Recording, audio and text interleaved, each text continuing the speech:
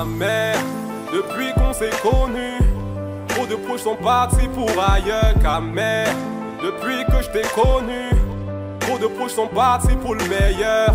Mais moi je reste là, je vis. On va terminer effectivement donc, sur cette déclaration donc, de M. Maurice Kamto et également des alliés pour le changement qui ont été effectivement donc, enlevés de manière extrajudiciaire. Donc voilà, j'ouvre la lecture.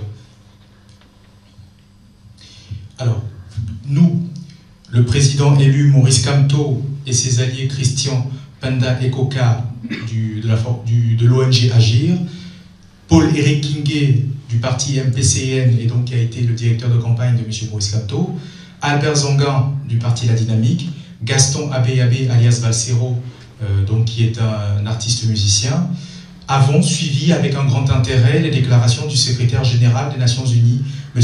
Antonio Guterres, du haut-commissaire des Nations Unies aux droits de l'homme, Mme Michelle Bachelet, de la haute représentante de l'Union européenne, Mme Federica Mogherini, en date du 5 mars 2019, et du sous-secrétaire d'État américain aux affaires africaines, M. Tibor Peter Nagy, relative à la solution politique et sécuritaire au Cameroun. Donc l'ensemble de ces déclarations déplorait les arrestations récentes de certaines personnalités politiques et leur détention prolongée, parmi lesquelles Maurice Kamto ainsi que ses alliés politiques et des militants et sympathisants du MRC. Nous y avons été particulièrement sensibles. Ces déclarations exhortent le Cameroun à libérer les personnes arrêtées dans le respect de ses engagements internationaux. S'agissant de la situation dans les régions du nord-ouest et sud-ouest, elles demandent aux autorités camerounaises de recourir à un dialogue inclusif, réagissant particulièrement à la déclaration du sous-secrétaire d'État américain aux affaires africaines. Le gouvernement camerounais, à travers son ministre de la Communication, a indiqué ce qui suit. Le gouvernement camerounais regrette vivement les propos qui, non seulement dénoncent une méconnaissance des enjeux, des réalités et des faits concernant l'arrestation de Maurice Kamto et les membres de ses partisans, ainsi que la situation dans les régions du nord-ouest et du sud-ouest, mais aussi une velléité d'immixtion à peine voilée et inadmissible dans les affaires intérieures du Cameroun.